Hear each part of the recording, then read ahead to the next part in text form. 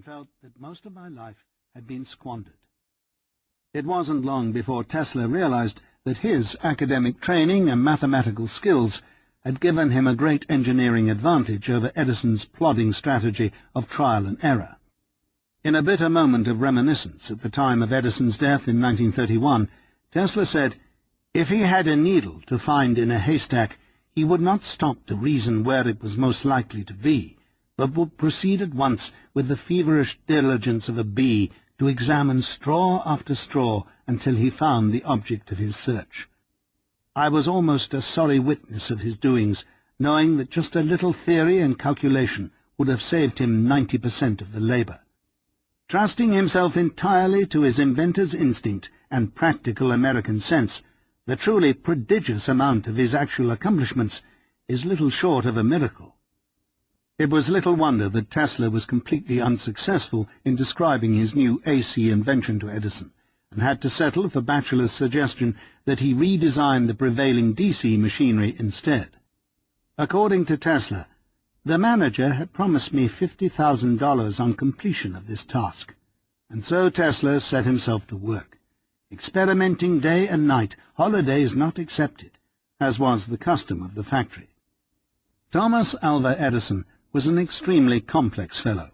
Ornery, ingenious, determined, and unyielding, he was a fierce competitor and the single most important inventive force on the planet. He had descended from a grandfather, John Edison, a Tory who had been tried for treason during the American Revolution and banished to Canada, and a father, Samuel Edison, who had tied his son to a whipping post and beaten him publicly after young Al, as he was called then, had started a fire in a barn which threatened the rest of the buildings in the community. He had scrapped with and outwitted others on his way to Wall Street, and had outdistanced competing inventors numerous times. Notches on Edison's belt of better mousetraps included the telephone transmitter, microphone, an electrical pen, a musical telephone, and the duplex, an ingenious device which enabled a telegraph to send 4 messages in 2 directions simultaneously. Edison was known to curse and swap jokes with his men at his Research and Development Center, the world's first invention factory. He kept his business free of cockroaches with a protective electric grid lining the edges of the floor, and electrified larger varmints with his rat paralyzer. He even occasionally wired the wash basin to keep his men on their toes. Edison was a trickster, a storyteller, and a con artist. The use to the consumer and the cost of production, or the market test, was the sole test of achievement. Everything he did was directed by that realization. In an entirely different realm of invention, besides being a better technician than anyone else, Edison was a creator. His most original work was a machine that talked, the phonograph. With this device, Edison had entered the realm of the immortal. He was the Wizard of Menlo Park. Inviting the public to his laboratory on a number of occasions, Edison amazed people at all levels of society with machines that sang and reproduced the sound of birds, artificial lamps that changed the darkness into a light cherry red, and various other mechanical contrivances to make one's workload easier. The invention of the electric light was to Edison not only a new, clever technology, it contained the seeds of a new industry. His mere presence in the field drove the stocks of the gas-burning companies into the grave. Yet Edison planned to utilize their pipes by channeling copper wire through them instead of dangerous gas, and to replace flame by electricity. He moved the center of his operation from New Jersey to New York City. There Edison rented a townhouse for his wife and family in celebrated Gramercy Park, the abode of such luminaries as authors Mark Twain and Stephen Crane, sculptor Augustus St. Gaudens, architect Stanford White, Century editor Richard Watson Gilder, and publisher James Harper. Edison later described his plans for orchestrating a revolution in home illumination. "I had the Central Station in mind all the time. I got an insurance map of New York City, laid out a district bounded by Wall Street, Canal, Broadway, and the East River, and purchased 2 old bum buildings down in Pearl Street.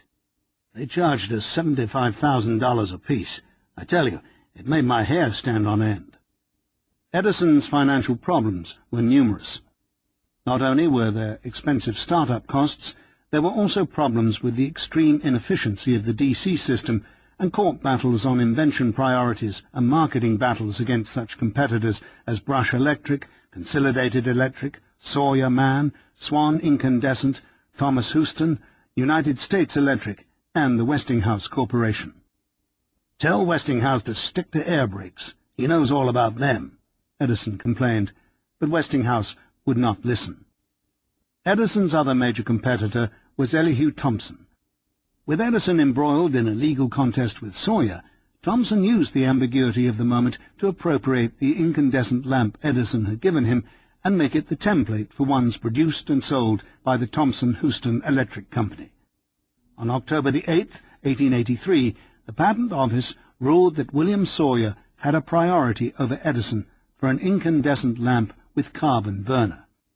This decision, though later overturned in Edison's favor, enabled Thomson to continue his piracy. Due to Sawyer's priority, Thomson now saw himself as ethically in the clear, as no clear-cut inventor had supposedly been established. Edison thus came to vigorously dislike Thomson, a man who had betrayed his trust, and Westinghouse, who was now siding with Sawyer.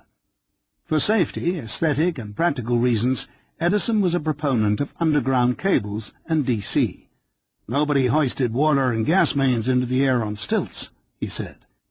He publicized the fact that electricians were dying on the dangerous overhead wires of his competitors, but this battle eventually became transformed into DC versus AC. Edison stayed with DC, while Thomson and Westinghouse began to experiment with AC. As AC utilized much higher voltages, Edison warned the public against it. A long legal battle with Westinghouse ensued and ran into the millions of dollars. Thomson again managed quietly to avoid the courts while he expanded his business.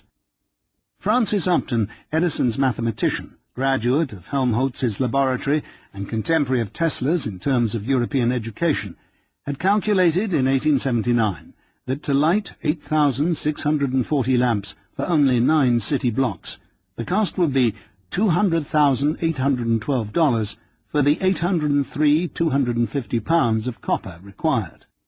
Through clever wiring, improvements in lamp design, and an invention corollary to the parallel circuitry, Edison had cut copper costs almost 90%, but no matter what he did, a power station could never reach beyond a radius of 1 or 2 miles.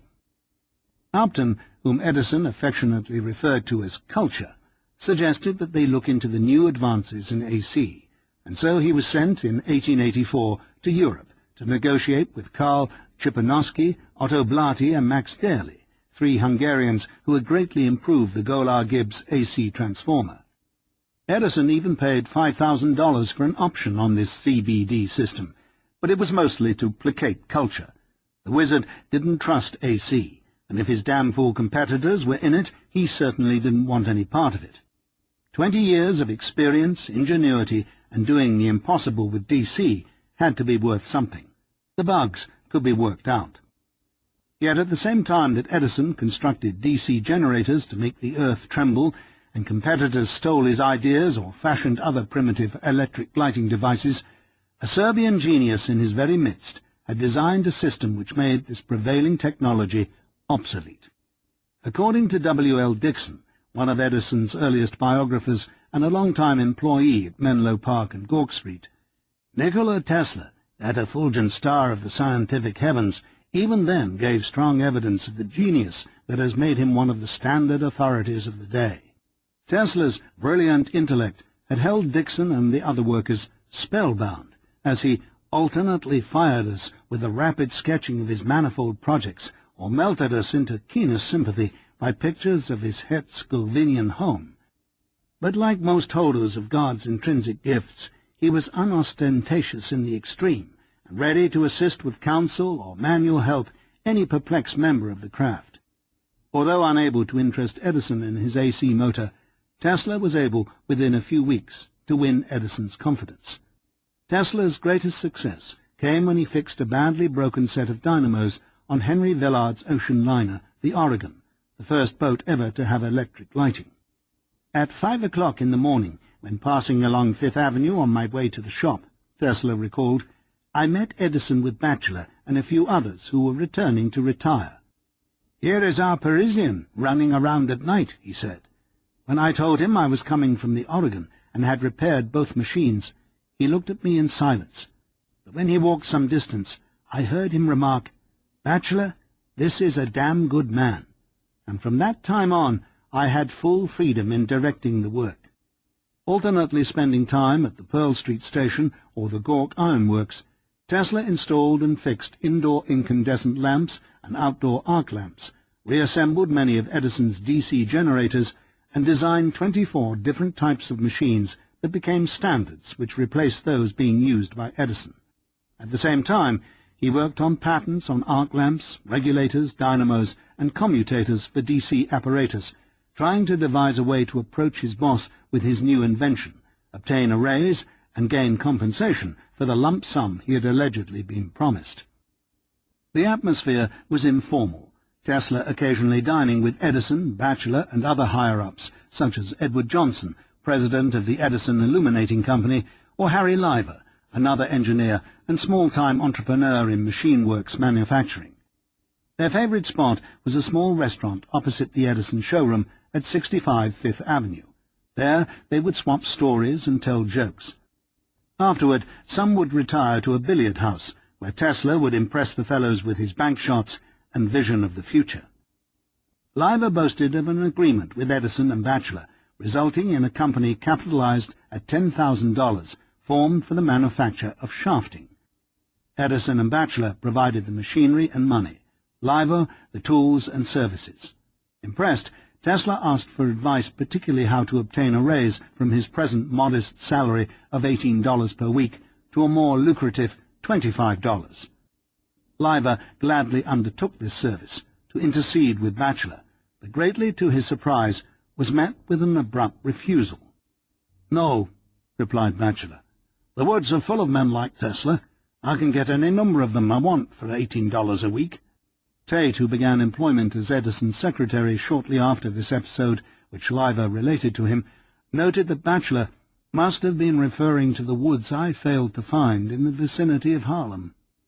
Tesla's version of the story is somewhat different. "For 9 months my hours at the Edison Machine Works were 10:30 a.m. till 5 a.m. the next day. All this time I was getting more and more anxious about the invention, AC induction motor, and was making up my mind to place it before Edison. I still remember an odd incident in this connection. One day in the latter part of 1884, Mr. Batchelor, the manager of the works, took me to Coney Island, where we met Edison in the company of his former wife. The moment that I was waiting for was propitious, and I was just about to speak when a horrible-looking tramp took hold of Edison and drew him away, preventing me from carrying out my intentions.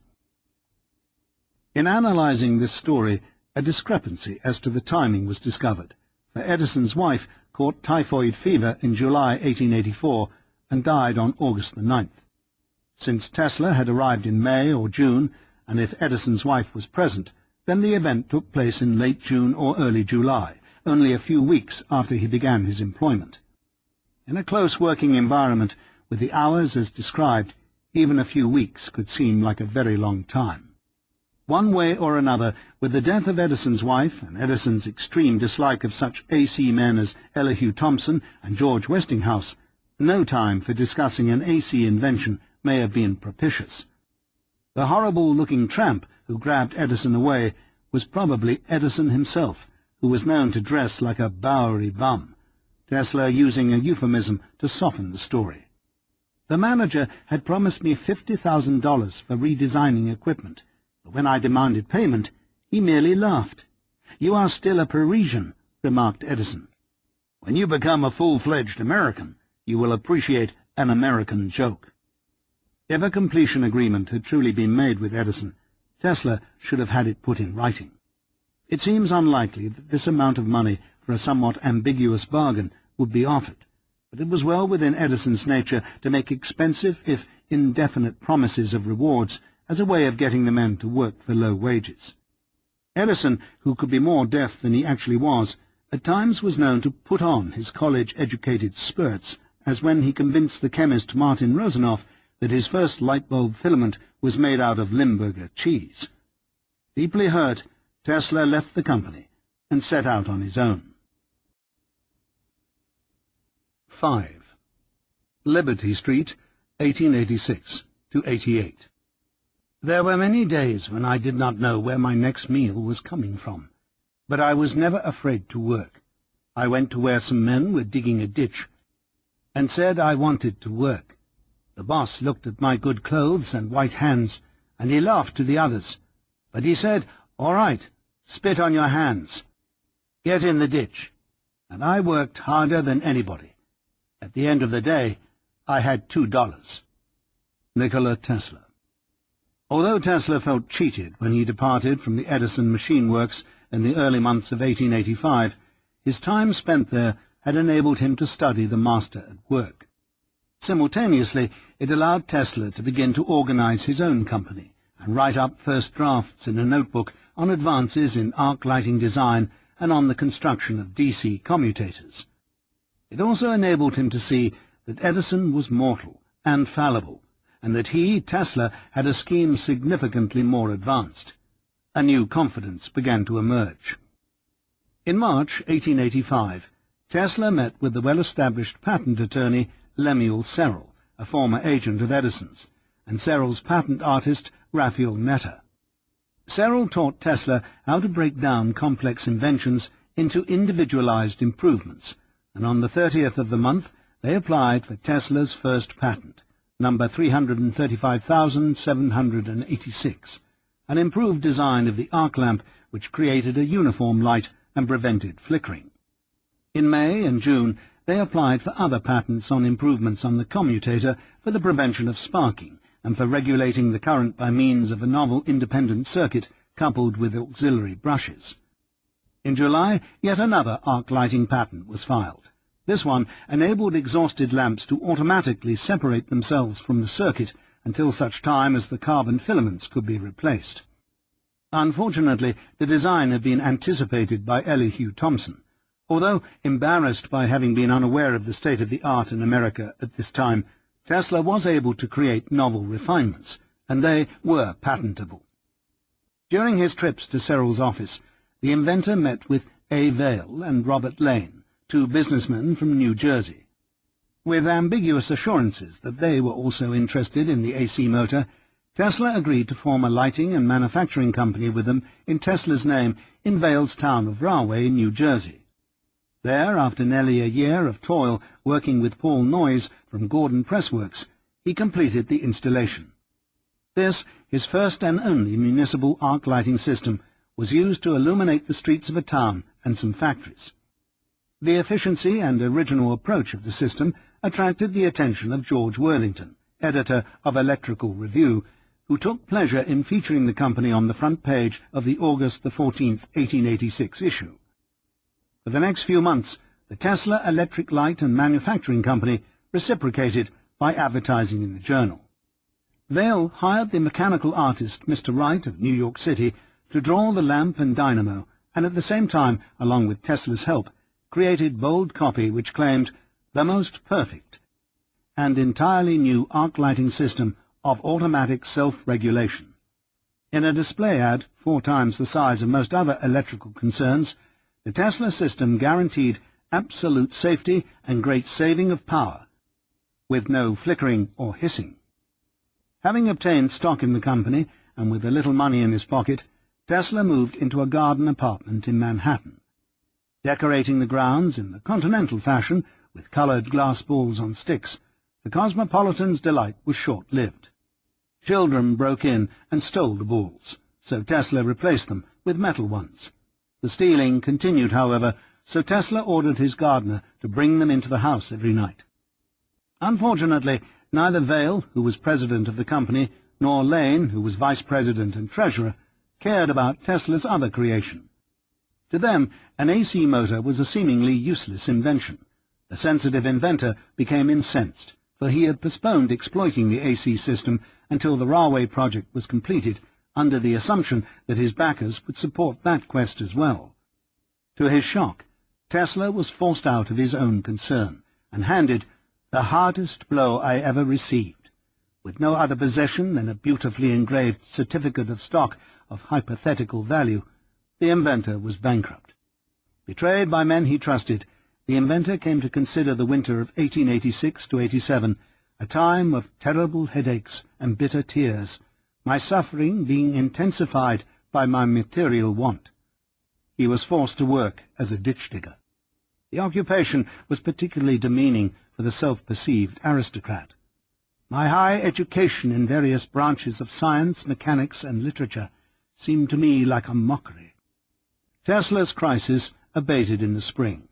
Having interested the foreman in his engineering prowess, he was introduced to Alfred S. Brown, a prominent engineer who worked for Western Union Telegraph Company. Brown, who himself held a number of patents on arc lamps, had probably seen the article and advertisements on Tesla in Electrical Review. Well aware of the limitations of the prevailing DC apparatus, he became immediately impressed with the merits of Tesla's AC inventions, and thereupon contacted Charles F. Peck, a distinguished lawyer from Englewood, New Jersey. Peck knew of the failures in the industrial exploitation of alternating currents, and was distinctly prejudiced to a point of not caring even to witness some tests. "I was discouraged," Tesla recalled, "until I had an inspiration." "Do you remember the egg of Columbus?" I asked. The saying goes that at a certain dinner the great explorer asked some scoffers of his project to balance an egg on its end. They tried in vain. He then took it, and cracking the shell slightly by a gentle blow, made it stand upright. This may be a myth, but the fact is that he was granted an audience by Isabella, the Queen of Spain, and won her support. "And you plan to balance an egg on its end?" Peck inquired. "Yes, but without cracking the shell. If I should do this, would you admit that I had gone Columbus one better?" "All right," he said. Having finally gained the lawyer's attention, Tesla cut to the quick. "And would you be willing to go out of your way as much as Isabella?" "I have no crown jewels to pawn," Peck retorted, "but there are a few ducats in my buckskins, and I might be able to help you to an extent." After the meeting, Tesla rushed to the local blacksmith with a hard-boiled egg and had a mate cast in iron and brass. When he returned to the lab, he constructed a circular enclosure with polyphase circuits along the perimeter, and when he placed the egg in the center and turned on the current, the egg began to spin. As the egg's speed of rotation increased, its wobbling ceased, and it stood on its end. Not only was Tesla able to go Columbus one better, he was also easily able to display the principles behind the idea of his rotating magnetic field. Peck was won over, and together the three men formed a new electric company in Tesla's name.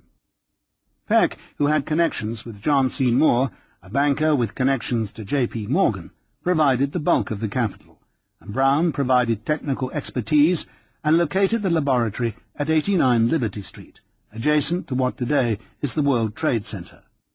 In return, Tesla agreed to split his patents on a 50-50 basis. In actuality, the three equally shared one patent for an AC dynamo. Peck and Tesla split 5 more patents on commutators, motors, and power transmission, and the balance of inventions conceived during this period were placed in the name of the Tesla Electric Company. Their first patent was filed on April 30th, 1887. Finally, Tesla had arrived. He would begin an unprecedented excursion into the field of invention, a flow of intense activity which would continue unabated for 15 years. Driven by his wish to maintain priority in a variety of areas, and upon the realization that new technologies could influence the course of history, Tesla began a vigorous schedule that frightened those around him. On many occasions he drove himself until he collapsed, working around the clock with few breaks.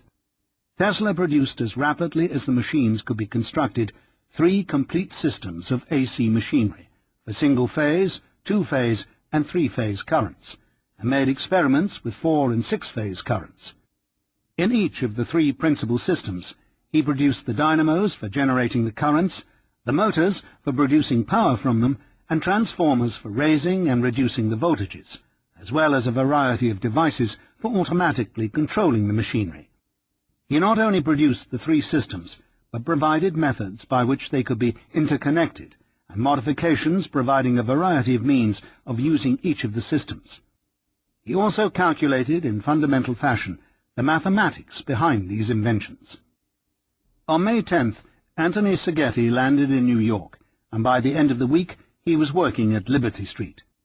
With Tesla as designer, Brown as technical expert, and Szigeti as assistant, they began manufacturing their first AC induction motors.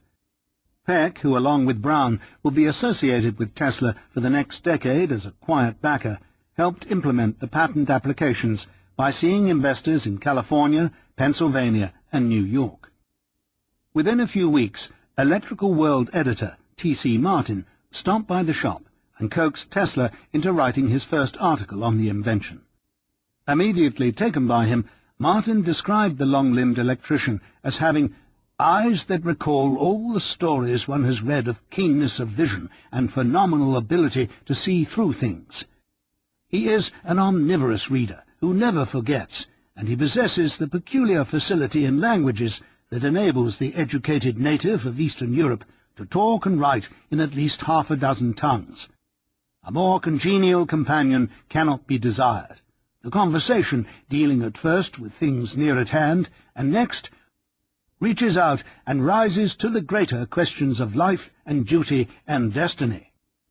T.C. Martin, with heavy emphasis in his signature on the C, was a complex person who would come to play a significant role in Tesla's life. In 1893, he edited the most important compilation of Tesla's writings assembled during his lifetime. Flamboyantly mustachioed, and with large, round, soulful eyes and a shaved head, Martin, now married, had been a former seminary student who had emigrated from England when he was only 21. Born in the same year as Tesla, Martin had worked for the Wizard of Menlo Park in the late 1870s, before moving to the island of Jamaica. Returning to New York in 1883, he quickly became editor of Operator and Electrical World.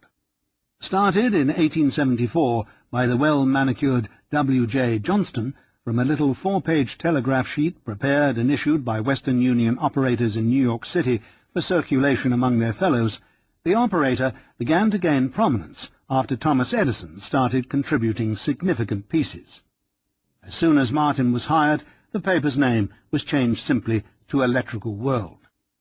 The following year, in 1884, T.C. Martin became vice president of the newly formed American Institute of Electrical Engineers, AIEE, and in 1886 his first book appeared, The Electrical Motor and Its Application.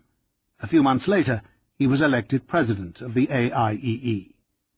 With his newfound prominence and very British attitude, T.C. Martin's sense of self-worth rose to the occasion. In very deliberate fashion, he organized a rebellion at Electrical World with his co-editor Joseph Wetzler and a few other workers, against the owner, the proper, pedantic, and overbearing W.J. Johnston. A capable editor in his own right, Johnston was forced to fire his editors and work on the journal himself, as if Martin had never existed. Along with Wetzler, Martin gained employment with Electrical Engineer, a competing company which gained great prominence when the duo climbed aboard. As a friend of Edison and with his new base of operations, Martin was prepared to seize the moment.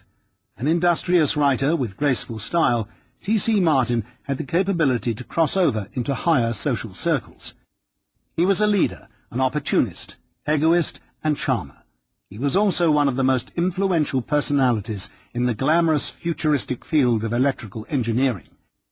Having discovered this new volcano of vision in Nikola Tesla, Martin approached him with the idea of helping choreograph Tesla's entree into the electrical engineering community. The Serb was mysterious. He could rebuff lesser mortals and enjoyed the habits of a recluse. But Thomas Comerford Martin had tact and tenacity of purpose. He helped arrange for the esteemed engineering professor, William Anthony of Cornell University, to come to Liberty Street and test the new AC motors for efficiency. And Tesla reciprocated by traveling to Cornell to display his motors to Anthony and 3 other professors, R.H. Thurston, Edward Nicholas, and William Ryan. Anthony, who was 20 years their senior and a graduate of both Brown and Yale universities, had just retired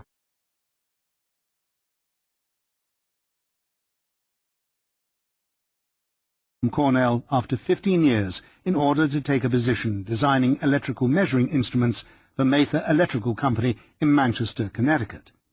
Soon to be president of the AIEE himself, Anthony was pleased with his tests. Along with Martin, he helped coax Tesla into presenting his motor before the newly formed Electrical Society. Martin had great difficulty persuading Tesla to give any paper at all. Martin said that Tesla stood very much alone, as the majority of the electricians were entirely unfamiliar with the motor's value. In haste, Tesla wrote out his lecture the night before in pencil. It had not been easy for him to construct an efficient machine, but having finally succeeded, and having passed all of Professor Anthony's stringent tests for efficiency, nothing now stood in the way of its commercial development, except that they had to be constructed with a view to operating on the circuits then existing, which in this country were all of high frequency. On May 15, 1888, Tesla appeared before the AIEE to read his landmark paper, A New Alternating Current Motor. He had already filed for 14 of the 40 fundamental patents on the AC system, but he was still reluctant to fully announce his work. Realizing that the invention was worth at a minimum hundreds of thousands of dollars, Tesla and Company sought investors through the advice of their new patent attorneys, Parker W. Page, Leonard E. Curtis, and General Samuel Duncan, the last a leader of the firm and respected member of the New York Bar Association.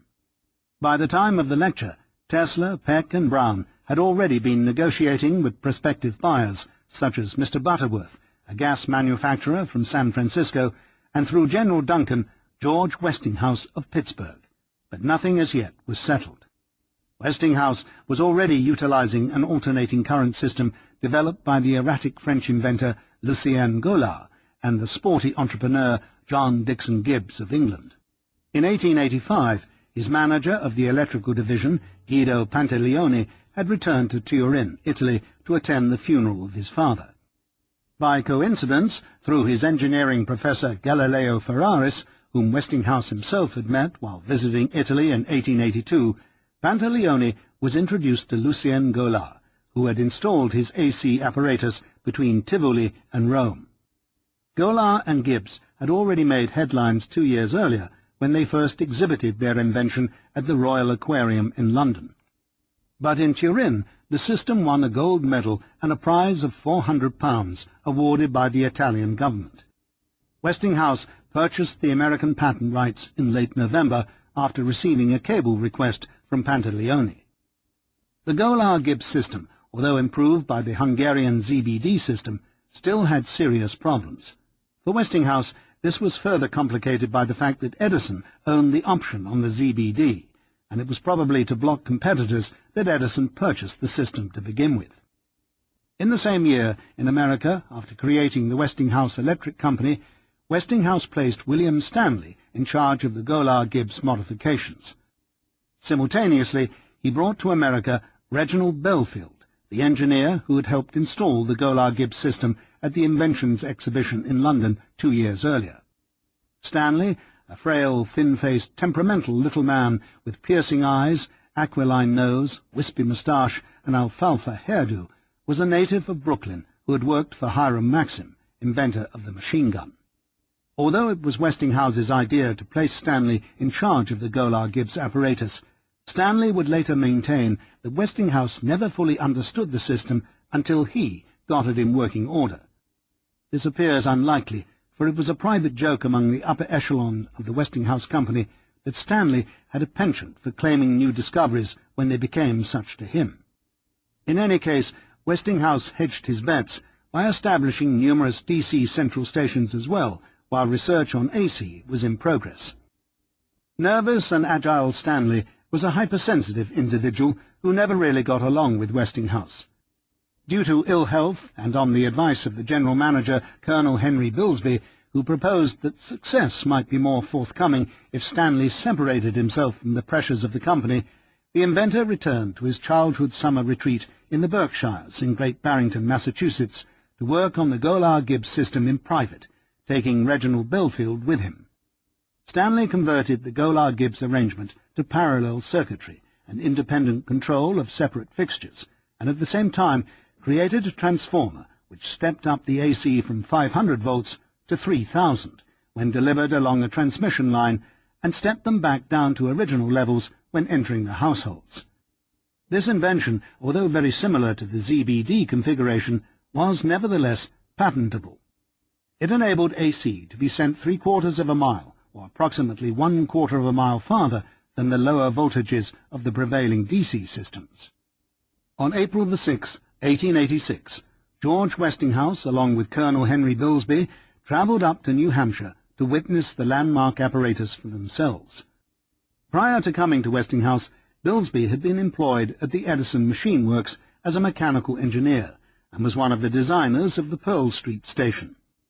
"From that time on," Bilsby said, "we progressed with amazing speed." By the time of Tesla's lecture, Westinghouse noted that his company had sold more central stations on the alternating current system than of all the other electric companies in the country put together on the direct current system. But few engineers understood the principles involved. In fierce competition with Westinghouse and a third player, Elihu Thomson of Thomson-Houston Electric Company, Thomas Edison had received a report on his own alternating current ZBD system. His engineers in Berlin indicated that the use of such high voltages was exceedingly dangerous. Thomson, who himself had lectured at the AIEE a year before on the topic of AC, supported Edison's contention that AC was too risky. Thus, at the time Tesla spoke, the battle of the currents had already begun, but the make-up of the contenders was complex. In 1886, fully 2 years before Tesla's high-voltage AC system became manifest, Edison had written to his manager, "Just as certain as death, Westinghouse will kill a customer within 6 months after he puts in a system of any size. He's got a new thing, and it will require a great deal of experimenting to get it working practically. It will never be free from danger." Tesla's lecture began with a brief description of the existing diversity of opinion regarding the relative merits of the alternate and continuous current systems. "Great importance," Tesla continued, "is attached to the question whether alternate currents can be successfully utilized in the operation of motors." He followed this preamble with a lucid description of the problem of the prevailing technology, and his elegant solution explained in words, diagrams, and simple mathematical calculations. The lecture was so thorough that many engineers, after studying the work, felt that they had known it all along. "I have the pleasure of bringing to your notice a novel system of electrical distribution and transmission of power by means of alternate currents, which I am confident will at once establish the superior adaptability, and will show that many results heretofore unattainable can be reached by their use. In our dynamo machines, it is well known we generate alternate currents which we direct by means of a commutator, a complicated device and the source of most of the troubles experienced. Now, the currents so directed cannot be utilized in the motor, but they must be reconverted into their original state. In reality, therefore, all machines are alternate current machines, the current appearing continuous only in the external circuit during their transit from generator to motor." Since Tesla's lecture was dealing with fundamentals, it was easily understood, even though his invention was so revolutionary. By demonstration in Tesla's laboratory after the lecture, the inventor showed that his synchronous motors could almost instantaneously be reversed. He also described in precise mathematical calculations how to determine the number of poles and speed of each motor, how to construct single-phase, two-phase, and three-phase motors, and how his system could be interlinked with DC apparatus. The lecture made use of entirely new principles. Now electricity could be transported hundreds of miles from a single distribution point, and not just for lighting streets or dwellings, but for running appliances in households and industrial machinery in factories. At the end of the talk, T.C. Martin called upon Professor William Anthony to present his independent tests of the Tesla motors. He had designed dynamos himself, which he had displayed a decade earlier at the Philadelphia Exposition of 1876. Tugging nervously at his scraggly beard, Anthony confirmed that the Tesla motors he had taken back to Cornell had had an efficiency comparable to the best DC apparatus. "A little over 60%, he said, for the larger models. Moreover, the reversal of direction that the machines could achieve took place so quickly that it was almost impossible to tell when the change took place." Boiling inside at having been anticipated by a newcomer, the persnickety Professor Elihu Thomson stepped forward. Wanting to re-establish that his work in AC predated Tesla's, Thomson pointed out how their inventions differed. "I have been very much interested in the description given by Mr. Tesla of his new and admirable little motor," he managed with a pert smile. "I have, as probably you may be aware, worked in somewhat similar directions and towards the attainment of similar ends. The trials which I have made have been by the use of a single alternating current circuit, not a double alternating circuit, a single circuit supplying a motor constructed to utilize the alternation and produce rotation." Unbeknown to Thomson, his words at that moment would come back to haunt him, because he had identified precisely the difference between the two creations. Whereas Thomson's single AC circuit had to still make use of a commutator, and thus was highly inefficient, Tesla's system utilized two or more circuits out of phase with each other and constructed in such a way as to make the commutator obsolete. Tesla, of course, recognized the importance of Thomson's words, and reiterated the point to establish clearly that his invention just presented was not analogous to Thomson's prior work. "Gentlemen," Tesla began, "I wish to say that the testimony of such a man as Professor Thomson flatters me very much." Pausing with a smile and a bow of recognition, Tesla timed his coup de grace with understated finesse. "I had a motor identically the same as that of Professor Thomson, but I was anticipated by him. That peculiar motor represents the disadvantage that a pair of brushes, i.e. a commutator, must be employed." In this brief riposte, Tesla claimed the high ground and created an enemy who would fight him on this and other priority issues, e.g. the Tesla coil, for the rest of their lives. Now Westinghouse had to move fast. He realized the value of the Tesla patent applications, having had nearly a month to look them over, along with the report from Professor Anthony. A week after the lecture, on May the 21st, he sent Colonel Henry Bilsby to Tesla's laboratory. Bilsby met with fellow engineer Alfred Brown on Cortlandt Street, where he was introduced to Charles Peck, the lawyer and major financial backer of the Tesla Electric Company. Together with a fourth man, Mr. Humbard, they went over to Liberty Street to meet the inventor and see the machines in operation. "Mr. Tesla struck me as being a straightforward, enthusiastic sort of a party," Bilsby wrote to Westinghouse, "but his description was not of a nature which I was enabled entirely to comprehend. However, I saw several points which I think are of interest. In the first place, as near as I can get at it, the underlying principle of this motor is the principle which Mr. Schallenberger is at work on at the present moment. The motors, as far as I could judge, are a success. They start from rest, and the reversion of the direction of rotation is suddenly accomplished without any short-circuiting. In order to avoid giving the impression that the matter was one which excited my curiosity, I made my visit short." Back at Cortlandt Street, Brown and Peck informed Bilsby that he had to make a decision by 10 o'clock Friday of this week, as the company was also negotiating with a Mr. Butterworth from San Francisco. They claimed that Professor Anthony had joined this California syndicate and was backing up Butterworth's offer of $250,000 in short-term notes and a royalty of $2.50 per watt of horsepower. "I told them the terms were monstrous," Bilsby said, "but they replied that they could not possibly hold the matter over longer than the date mentioned. I told them I thought there was no possibility of our considering the matter seriously, but that I would let them know before Friday." Bilsby suggested that Westinghouse come to New York himself, or send Schallenberger and another representative. But Westinghouse, who was familiar with the San Francisco syndicate, told Bilsby instead to stall them and try to secure more favorable terms. During the 6-week interim, Westinghouse conferred with his specialists Oliver Schallenberger and William Stanley and his lawyer E.M. Kerr. Just 3 weeks prior to Tesla's lecture, Schallenberger had discovered, by chance, that a loose spring spun in a shifting magnetic field. Directly he said to his assistant Stilwell, who was also present, "There's a meter in that, and perhaps a motor." Within 2 weeks he designed and built a most successful alternating current meter of the induction type, which became standard for the field. And, like Tesla's creation, his apparatus utilized a rotating magnetic field.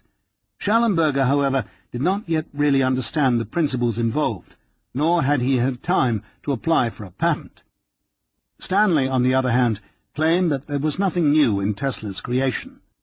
He pointed out that in September 1883 he had put the idea down in a notebook that an induction coil could be excited by AC.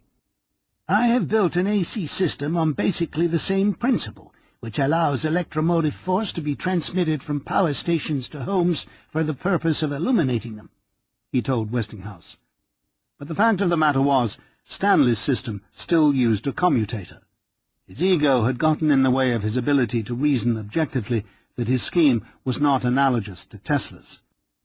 Kerr reminded Westinghouse that unless he had a competing patent of sufficient strength, he would be powerless. Westinghouse was aware that Professor Ferraris of Turin, Italy, had published a paper on the rotating magnetic field 1 or 2 months prior to Tesla's lecture. Ferraris had also constructed discs that rotated in AC fields in university presentations as early as 1885. Tesla willingly admitted that Professor Ferraris not only came independently to the same theoretical results, but in a manner identical almost to the smallest detail. But Ferraris wrongly concluded that an apparatus founded upon this principle cannot be of any commercial importance as a motor. Nevertheless, Kerr realized the legal importance of Ferraris's work. He suggested to Westinghouse that they purchase the U.S. patent options, so Pantaleone was sent to Italy. He paid 5,000 francs, or about $1,000, for the rights. But time was running out. The Tesla people would not wait forever. Westinghouse wrote Kerr, "I've been thinking over this motor question very considerably, and am of the opinion that if Tesla has a number of applications pending in the Patent Office, he will be able to cover broadly the apparatus that Schallenberger was experimenting with, and that Stanley thought he had invented. It is more than likely that he will be able to carry his date of invention back sufficient time to seriously interfere with Ferraris, and that our investment there will probably prove a bad one. If the Tesla patents are broad enough to control the alternating motor business, then the Westinghouse Electric Company cannot afford to have others own the patents." Concerning the sticky point of royalties, which the Tesla syndicate placed at the audacious figure of $2.50 per watt, Westinghouse wrote, "The price seems rather high, but if it is the only method for operating a motor by the alternating current, and if it is applicable to streetcar work, we can unquestionably easily get from the users of the apparatus whatever tax is put upon it by the inventors." Thus, in no uncertain terms, Westinghouse writes here the portentous statement that royalty payments could be passed on to customers, a concept he would be forced later to conveniently overlook. 6. Induction at Pittsburgh, 1889. My first impression was that of a man with tremendous potential energy, of which only part had taken kinetic form. But even to a superficial observer, the latent force was manifest. A powerful frame, well proportioned, with every joint in working order, an eye as clear as crystal, a quick and springy step, he presented a rare example of health and strength. Like a lion in a forest, he breathed deep and with delight the smoky air of his factories. Nikola Tesla on George Westinghouse. Although George Westinghouse had made his fortune with the invention of air brakes for trains, he was not just a railroad man. He was a descendant of the aristocratic Russian von Fistinghausen family. His father was also an inventor, with 6 fundamental patents of farming machinery. With his brother Henry, who later became his partner, George early on was introduced to such devices as the battery and the sparking Leyden jar, a glass jar lined with foil and used for storing an electric charge. Having been a cavalry boy and later a Navy engineer during the Civil War, George Westinghouse had experience and vision. He knew that the future was in electricity. In late July 1888, Tesla took a train to Pittsburgh to meet with George Westinghouse and finalize the sale of his patents. It may have been the middle of summer, but oddly the inventor welcomed the intense heat. He looked forward to the meeting. Considerable in stature, with a walrus-sized moustache, Jester A. Arthur sideburns, and a remarkable wife of equal proportion who wore a bustle that jutted 3 feet to the rear, Westinghouse greeted the lanky inventor. A garrulous man, George Westinghouse subsumed those around him with his geniality and unbounded confidence. He took Tesla to his home and then on a tour of the plant. With nearly 400 employees, Westinghouse's electric company was mainly producing alternators, transformers and accessories for equipping central stations for supplying incandescent lighting. Barrel-chested and physically expansive, Westinghouse counterbalanced in appearance the spindle-legged foreigner who walked as straight as an arrow with his head erect, but with a preoccupied air as if new combinations were crystallizing in his brain. Tesla said, "Though past 40 then, Westinghouse still had the enthusiasm of youth. Always smiling, affable and polite, he stood in marked contrast to the rough and ready men I met. Not one word which would have been objectionable, not a gesture which might have offended. One could imagine him as moving in the atmosphere of a court, so perfect was his bearing in manner and speech. And yet no fiercer adversary than Westinghouse could have been found when he was aroused. An athlete in ordinary life, he was transformed into a giant when confronted with difficulties which seemed unsurmountable. He enjoyed the struggle and never lost confidence. When others would give up in despair, he triumphed."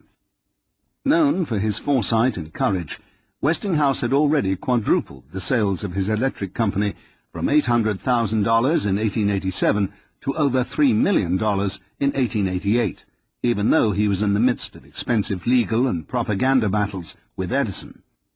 Extraordinary in his ability to generate enthusiasm in his workers and a decisive man of action, he immediately gained the respect of those he met, particularly Nikola Tesla.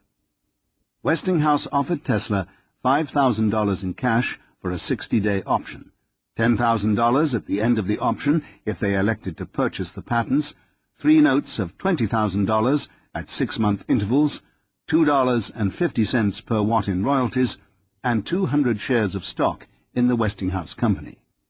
Minimum payment on the royalties was calculated at $5,000 for the first year, $10,000 for the second year, and $15,000 for each succeeding year thereafter during the life of the patents. Westinghouse also agreed to pay for any legal expenses in litigation on priority issues, but a clause for lowering payments was added should any suits be lost. Calculated out for 15 years, this figure, minus the stock, came to $75,000 in initial outlays and $180,000 in royalty payments, or approximately $255,000. Tesla owned 4/9 of his company, the balance shared by Peck and Brown, presumably 3/9 to the former partner and 2/9 to the latter. Concerning total amounts paid out by Westinghouse, Tesla also referred to European patents, especially in England and Germany. Thus it's hard to determine exactly how much Tesla received for his 40 patents. Westinghouse was not only getting a simple induction motor, but also a variety of synchronous and load-dependent motors, as well as armatures, turbines, regulators, and dynamos. Tesla may have sold additional inventions later on in separate agreements. The value of his stock holding is also unclear. A decade later, Tesla wrote to another financier, John Jacob Astor, that Mr. Westinghouse agreed to pay for my rotating field patents about $500,000, and despite hard times, he has lived up to every cent of his obligation. Since Tesla was trying to raise money from Astor, he may have exaggerated the sum. 2 years earlier, Electrical Review noted that the Westinghouse annual report listed the purchase of the patents at $216,000, which is a figure that corresponds roughly to the Billsby Memorandum above, minus a few years' worth of royalty payments. If this was the case, then Tesla probably received for himself about half that figure, or $100,000, the entire amount paid in installments during the years 1888 to 97. During the negotiations, Tesla agreed to move to Pittsburgh to help develop his motor. It's quite possible that he received no salary for his stay there, for he had a peculiar principle ever since I devoted myself to scientific laboratory research, never to accept fees or compensations for professional services. Tesla had been paid for his patents and was receiving royalties or payments against royalties, so there was an income. Further evidence that no additional daily or weekly compensation was received is implied in a signed agreement by George Westinghouse dated July the 27th, 1889, substantiating that Tesla worked in Pittsburgh for 1 year, and that during that time he was paid with 150 shares of capital stock. In return, Tesla promised to assign any patents to the Westinghouse Company which were directly related to the development of his induction motor patents. Other compensation was received from Westinghouse, however, for other contributions. For instance, when Tesla discovered that Bessemer steel created a vastly superior transformer than ones made out of soft iron, Tesla was paid approximately $10,000 for the idea. Tesla gave up his garden apartment in New York and moved into one of several hotels in Pittsburgh, including the Metropolitan, the Duquesne, and the Anderson. Hotel living would become a lifestyle which he never departed from. His talk, just 2 months old, had already catapulted him to fame. About the middle of August 1888, in the Westinghouse testing room at Pittsburgh, Charles Scott, his assistant-to-be, remembered, "I'd just come with the company, and was assistant to E. Spooner, who was running the dynamo's testing room at night. He called me and said, 'There comes Tesla.'" I had heard of Tesla, Scott continued, having read Tesla's paper on the polyphase induction motor, which my former college professor had pronounced as a complete solution of the motor problem. And now I was to see Tesla himself. Fair-haired, with round rimless glasses, Scott had only learned that there was such a thing as alternating current the summer before in 1887. I had graduated from college 2 years earlier, and I wondered why I had not heard of such things from my professors. His only introduction was an Electrical World article by William Stanley, which was a fascinating key to many mysteries. Now, a year later, he was to meet Nikola Tesla, the man who so elegantly solved all the puzzles proposed by Stanley. There he came, marching down the aisle with head and shoulders erect and with a twinkle in his eye. It was a great moment for me. Scott, who later became an engineering professor at Yale University, was Tesla's wireman in preparing and making tests. It was a splendid opportunity for a beginner, this coming in contact with a man of such eminence, rich in ideas, kindly and friendly in disposition. Tesla's fertile imagination often constructed air castles which seemed prodigious, but I doubt whether ever his extravagant expectations for the toy motor of those days measured up to actual realization, for the polyphase system which it inaugurated exceeded the wildest dreams of the early days. Scott was not only Tesla's assistant. As time went on, and against the opinion of many colleagues, he became a champion of Tesla's cause, a bearer of the truth, that is, that Tesla was the inventor of the induction motor. Another staunch supporter was Swiss immigrant Albert Schmidt, co-author of 2 AC patents with Tesla. Even though Westinghouse himself was also an ally, there was a bevy of other workers who tried seriously to strip Tesla of the crown. Major adversaries of the early period included Oliver Schallenberger, inventor of the AC meter, and his helpmate Louis B. Stilwell, inventor of the Stilwell booster, which operated somewhat like the Tesla coil. At a later period, the key antagonist was Andrew W. Robertson, Westinghouse's chief executive officer. Yet another opponent was William Stanley, the first American to have ever successfully instituted an AC system in the country. Stanley had split off from the Westinghouse Corporation circa 1892 to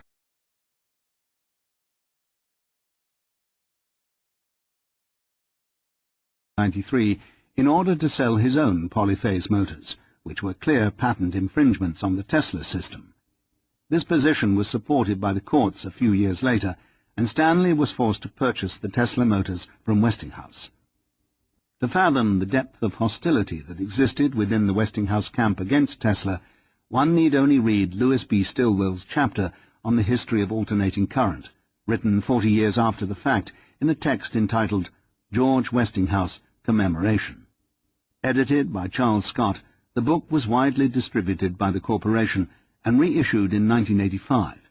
In the introduction to Stilwell's chapter, it is recounted how Westinghouse brought the Golar-Gibbs system to America, how it was modified and then given practical demonstrations by Stanley, and what has happened since. In 1888 came Schallenberger's brilliant invention of the induction meter. In the same year, Nikola Tesla was granted his United States patents covering the polyphase motor and system. Westinghouse promptly secured the American rights. Tesla came to Pittsburgh to develop his motor.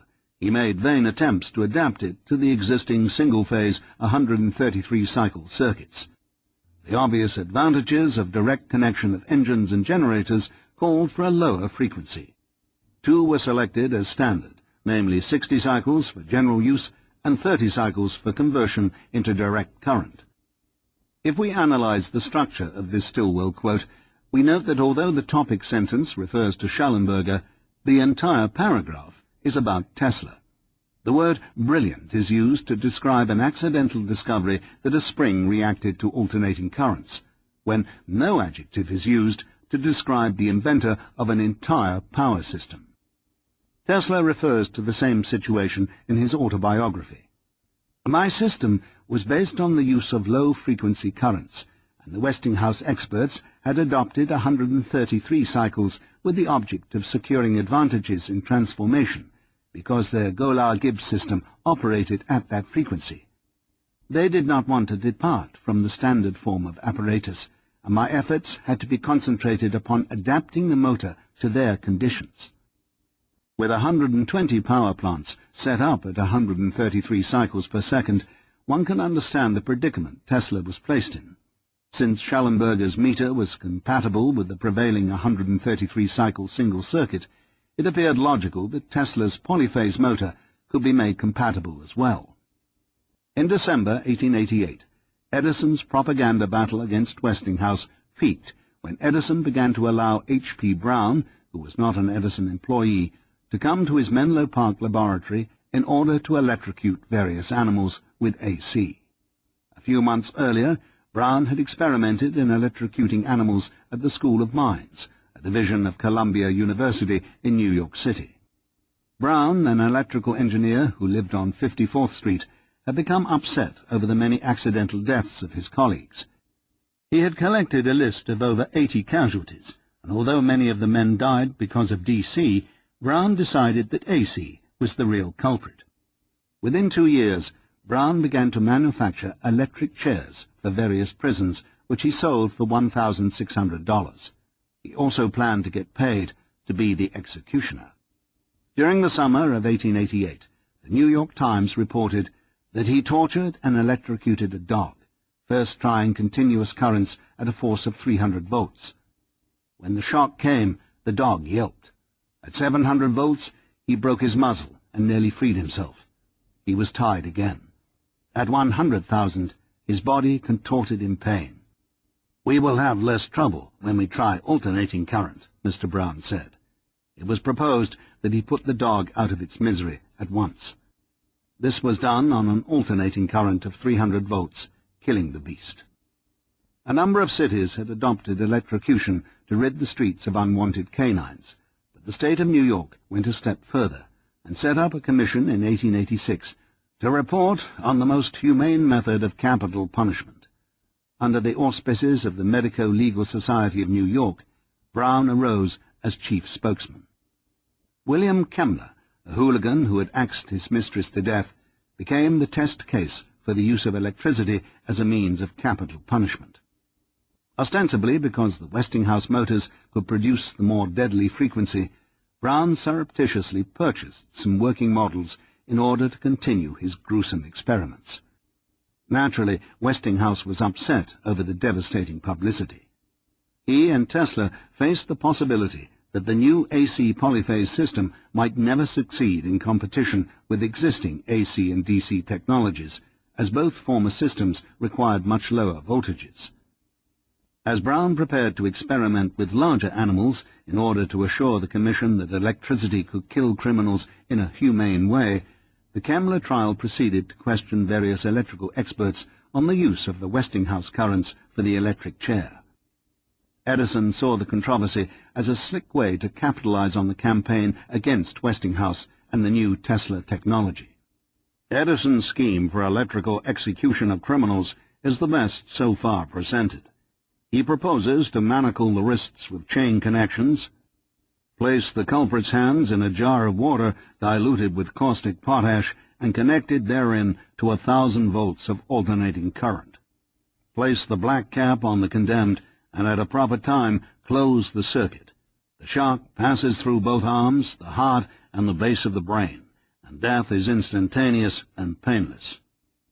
Able to fuel his vendetta, Edison provided access to his famous laboratory for Brown to Westinghouse 24 dogs, which he purchased from the local children at 25 cents apiece. Edison also Westinghoused 2 calves and a horse. Perturbed, George Westinghouse wrote a letter of appeal to the New York Times, which stated that AC was no more dangerous than DC, since people have been shocked and injured by DC as well.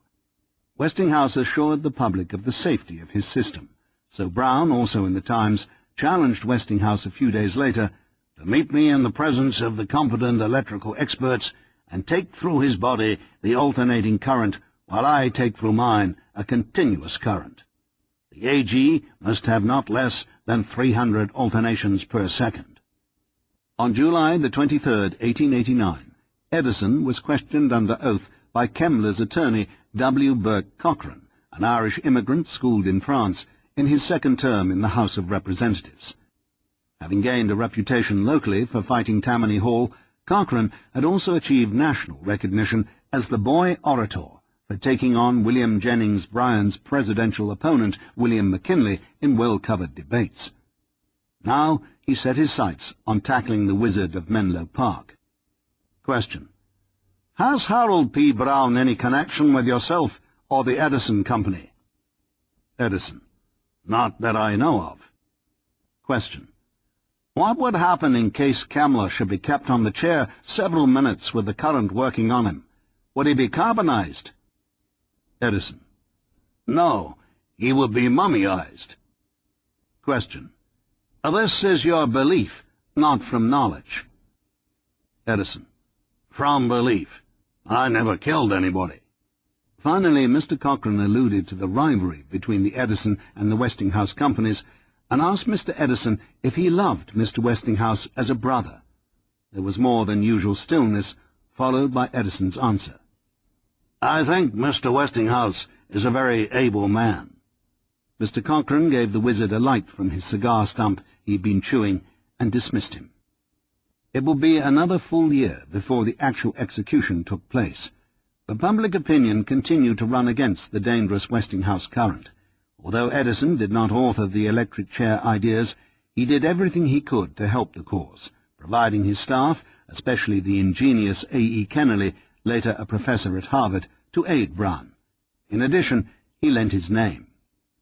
Outcries began to appear in various periodicals concerning the electrical executioners. For example, the following editorial was published in a number of the papers and journals: It is hard to conceive of a more horrible experiment than that which will be made on Kemmler. In a secret place he will be compelled to go through a process of mental and moral, if not also bodily torture, and nobody can tell how long it will last. This ominous passage actually was not severe enough, for the execution of Kemmler became a nightmare. The job was completely bungled when, after electrocution, To the horror of all present, the chest began to heave, foam issued from the mouth, and the man gave every evidence of reviving. The execution was likened to the work of barbarians and torturers, and to scenes worthy of the darkest chambers of the Inquisition of the 16th century. One eyewitness, who was completely disgusted, was Dr. Jenkins, who told the New York Times, "I would rather see 10 hangings than one such execution as this." Top electricians were also interviewed. "I do not care to talk about it," Westinghouse said. "It was a brutal affair. They could have done better with an axe." Even Edison was affected. "I have merely glanced over an account of Kemmler's death," he said, "and it's not pleasant reading. One mistake, in my opinion, was in leaving everything to the doctors. In the first place, the hair on Kemmler's head was non-conductive. Then the top of the head I do not believe a good place to give a shock. The better way is to place the hands in a jar of water, and to let the current be turned on there. I think when the next man is placed in the chair to suffer the death penalty, the death will be accomplished instantly and without the scenes at Auburn today." Although Westinghouse tried to distance himself from the nefarious deeds, his company still suffered greater damage than Edison's from a publicity standpoint, because it was AC that was used to electrocute Kemmler. Mass hysteria threatened to overpower the attempt to institute the new Tesla AC invention, let alone the prevailing Golar-Gibbs AC system. Tesla realized that eventually the company would have to come around to the lower frequencies if they wanted to use his creation. But to his shock, in 1890, the induction motor work was abandoned. Westinghouse let it be known that his hands were tied, that his backers would not continue throwing tens of thousands of dollars away on futile research. They had given Tesla a fair chance to alter his equipment to satisfy the needs of the company. It seemed folly to destroy all prevailing equipment to satisfy the untried requirements of this new technology. Furthermore, they were against the idea of paying royalties should the motor eventually prove profitable. Enough was enough. In a quandary, Tesla negotiated with Westinghouse a compromise solution. He would abandon the royalty clause of the contract if Westinghouse promised to commit his workers once again to the invention. Westinghouse was in a corner. He knew that he had to curtail all work on the motor at this time to satisfy the tide of hostility that was rising against Tesla. He also realized that the invention was too important, and he believed that eventually a solution would be found. No one knows for sure exactly what happened, but it appears that Westinghouse made a tacit commitment to Tesla that he would get the company to resume work on the motor if Tesla removed the $2.50 per watt royalty clause in the contract. If the motor came on the market and the polyphase system was adopted, the yearly figures cited just a moment ago as payments against royalties, worth approximately $255,000, would be honored instead. Tesla was aware of the historical importance of his invention. He realized that it would alter the world beneficially in measurable ways. His motor, for instance, would provide an inexpensive replacement for potentially hundreds of thousands of hours of manual labor. At the same time, his creation would carve his name deep into the history books alongside such heroes as Archimedes and Faraday. Moreover, he knew that his system was the most efficient, that it was fundamental, and that, if adopted, it would prevail. He also wanted very much to resume his preferred path of pioneer inventor. Tesla was not counting out debits and credits on a balance sheet. Rather, he viewed his partnership with Westinghouse in a more flexible way. He was also negotiating in good faith and assumed that if he lightened the potential financial burden, the company would somehow reciprocate. By offering goodwill, he was hoping to reap what he had sown. Speaking of Westinghouse many years later, Tesla said, "George Westinghouse was, in my opinion, the only man on the globe who could take my alternating current system under the circumstances then existing and win the battle against prejudice and money power. He was a pioneer of imposing stature and one of the world's noblemen." This, however, was a public statement. His private feelings were more complex. It is clear from reading through decades of letters to the corporation that Tesla maintained a close relationship with Westinghouse. Yet often there were undercurrents of resentment, due mainly to lack of appreciation by the Westinghouse concern of Tesla's sacrifice and continuing contribution to the company. Tesla was also upset because the full scope of his patents became simplified, and implications arose to suggest that he merely invented an induction motor and not an entire power system. Finally, after nearly 2 years of inactivity, the Westinghouse people resumed their efforts to make the Tesla motor practicable. In 1891, Benjamin Lamb, a portly, easygoing but studious youngster, began to re-examine Tesla's patents and Tesla and Scott's experimental motors. After conversing with Tesla in New York and talking over the matter with Scott, Lamb approached his overseers with a plan to resume work on the motor. Lamb realized that Tesla had exhausted all the possibilities of trying to adapt his motor to the higher frequencies, and that he was forced to return to the low frequencies, insisting on the superiority of his polyphase system. This idea, as stated just now, was rejected, most likely by Schallenberger and Stilwell. Lamb, as the junior engineer, had to proceed carefully.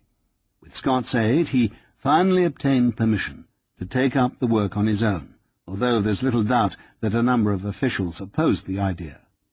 By this time, the 60-cycle system was coming in quite rapidly, Lamb said, so he suggested this frequency to the staff. Schallenberger lost his temper and talked some plain language to me.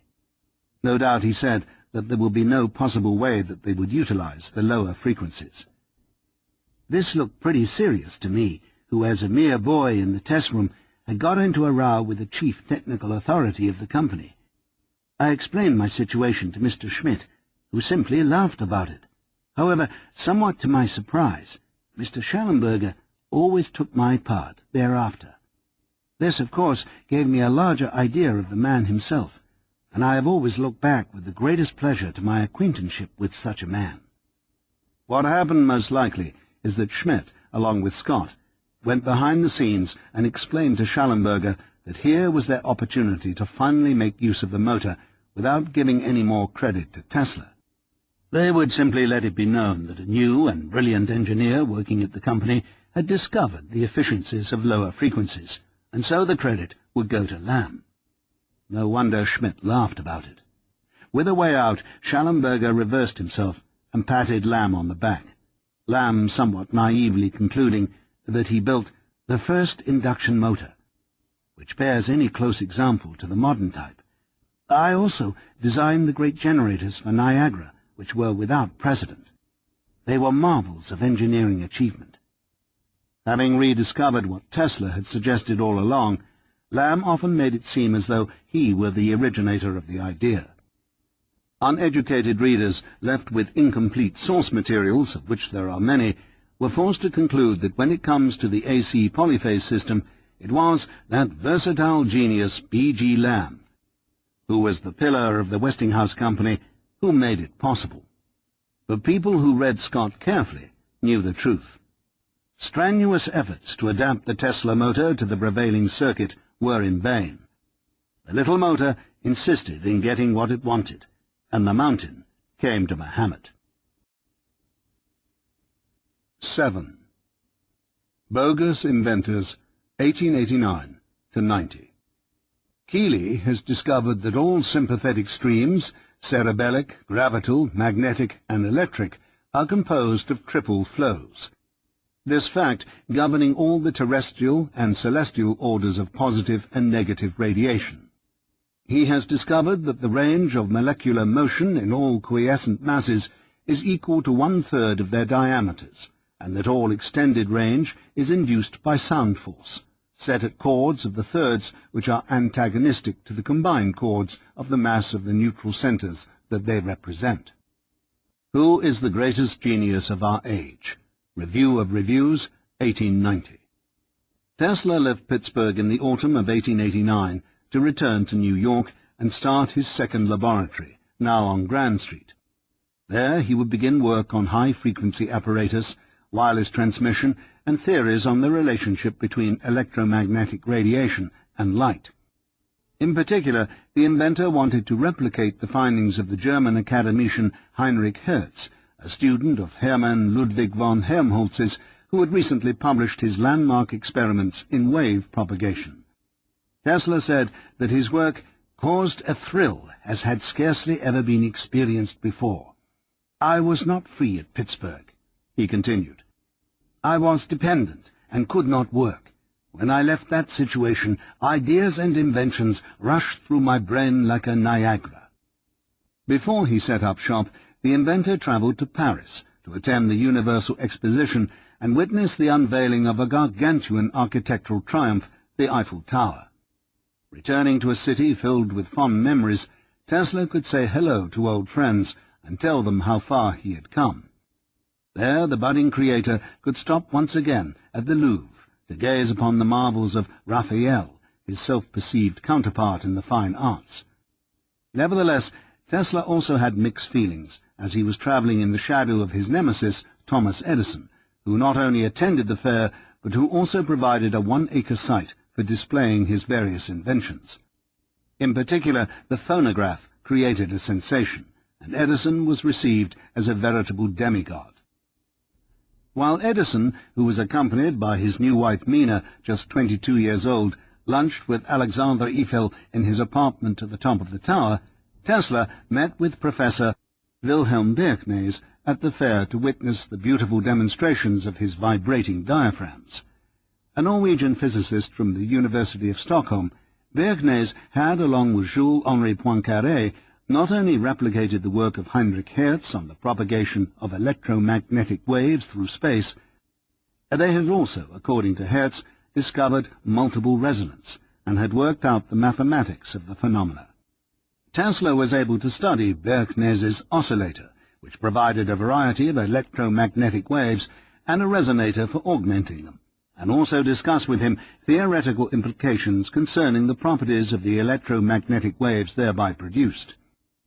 And while the Wizard of Menlo Park met with Louis Pasteur at his laboratory in Paris and received the French Grand Cross of the Legion of Honor for his achievements, Tesla developed one of his most important discoveries, namely that so-called Hertzian waves not only produced transverse oscillations suggested by Berknes, but also longitudinal vibrations structured much like sound waves. That is to say, waves propagated by alternate compression and expansion of the ether. This conceptualization would come to play a pivotal role in the wireless transmitters Tesla would construct over the next decade. As Tesla packed his bags for a brief visit to see his family, Edison continued on his tour. In Italy, he was honored by Queen Margherita of Venice and King Humbert of Rome. In Berlin, he met with Helmholtz at his laboratory, and at Heidelberg, Edison displayed his phonograph before a monster meeting of 15,000 people, at which the machine delivered a speech in good German. Edison's favorite moment, however, was when he attended a large dinner given by Buffalo Bill, who was touring Europe with his Wild West show. And as Tesla left for New York, Edison continued on to London, where he could visit his central stations, but also learn firsthand that the new use of the Tesla AC was here to stay. In Deptford, for instance, in this year, an engineer by the name of Ferranti installed probably the first ever working single-phase generating station. With a Tesla system, he was able to transmit 11,000 volts 7 miles away to London. Although a truly epoch-making achievement, this plant, for some unknown reason, received virtually no publicity. This was a complex time in the history of the electrical industry. Those electrical experts in Europe and America who took the time to study the Tesla creation saw its benefits immediately. In Switzerland and Germany, polyphase induction motors were being constructed by C.E.L. Brown and Mikhail von Doliver-Dobrovolsky, and in America, Elihu Thomson of Thomson-Houston and William Stanley did the same. As in any branch of science, it was customary to study and replicate the work of others, but in electrical engineering, success ensured not only a place in history, but also a substantial profit. Thus, there would be many, such as most of those mentioned above, who would try and claim the polyphase system as their own. There was another motor invention, however, called the hydro-pneumatic pulsating vacuo engine, which was on much safer ground. Nobody could replicate the intricacies of its machinery, and nobody but the inventor, John Ernst Worrell Keely, knew how it worked. Keely had gotten the idea for the motor after reading the treatise Harmonies of Tones and Colours Developed by Evolution by Charles Darwin's niece, Mrs. F.J. Hughes, which discussed the structure of the ether and various theoretical harmonic laws of the universe. Hailed as a virtual perpetual motion machine, the Keely motor never ceased to intoxicate the public, for Keely had the uncanny ability to keep the secret going, but continually achieve abstruse results. In the opinion of Madame Blavatsky, Keely had discovered vril, the mysterious force of the universe in which Lord Lytton drew attention in his Coming Race. Keely calls it sympathetic negative attraction. Rivaling snake oil salesman in the ability to humbug the public, Keely, a former circus sleight of hand performer, had formed a company in 1874, capitalized with $100,000 of stock in order to sell his motor, and had been successfully doing so for nearly 15 years until 1889, when his work was questioned. Public opinion wrote that engineers, scientific men, and capitalists made frequent pilgrimages to Keely's Philadelphia laboratory to see the Keely motor mote. Sometimes it moted, and sometimes it didn't, but Keely always had a great tale to tell. Keely's chief accomplishment was a ready use of jargon of scientific and unscientific terms. He talked about triune currents of polar flow of force, the reflex action of gravity, chords of mass, sympathetic outreaches of distance, dipolar etheric waves, and a lot of other things which didn't mean anything, but he never told why his motor moted, and why he never took a patent, although he did have them drawn up. T. Carpenter Smith, writing in Engineering magazine, described an eyewitness account with the inventor at work. Mr. Keely proceeded to produce the force by striking a large tuning fork with a fiddle bow and then touching the generator with the fork. After 2 or 3 attempts, which he said failed by reason of not getting the chord of the mass, he turned a small valve on top of the generator. When a slight hiss was heard, loud cheers greeted his announcement that he had got it.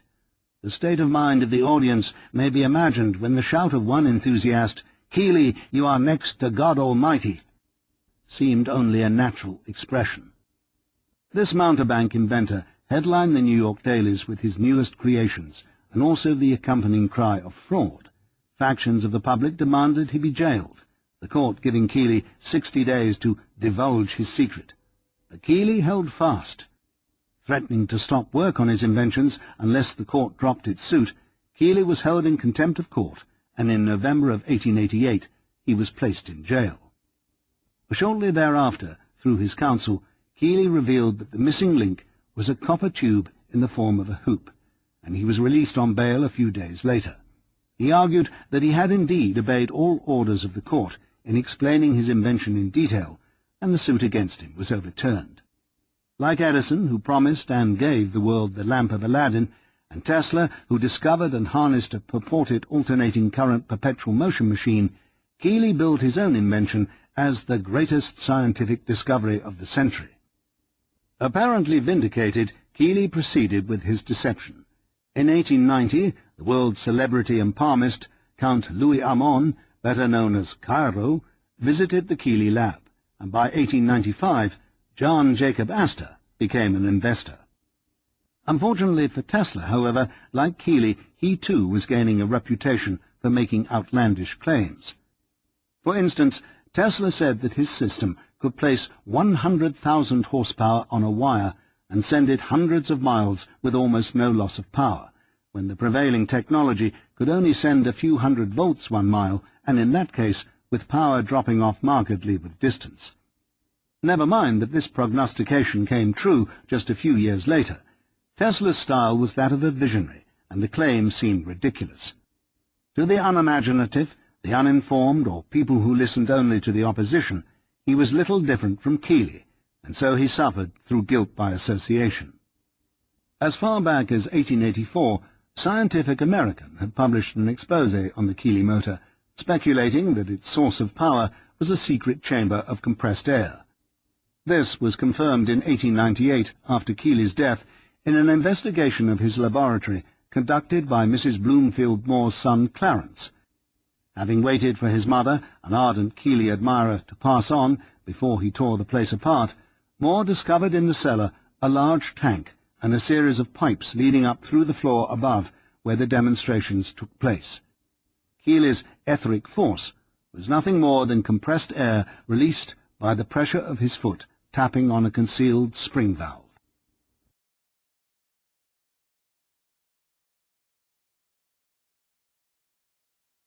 Other bogus inventors of the day included Gaston Bulmar, who tried to sell General Electric, GE, special pills that turned water into gasoline; Walter Hohenhau, who derived free energy from an H2O hydroatomizer; and King Kong, Victor the Count Lustig, who was eventually arrested for devising and selling a special money machine that cranked out crisp $20 bills from inserted white paper. In an age of new marvels that almost daily transformed society in irreversible ways, the public was ripe for picking. Naive investors were often bilked by promises of impossible schemes. Thus, the inventor was perceived in contradictory ways, as an executioner or light-bearer, con-man or wizard.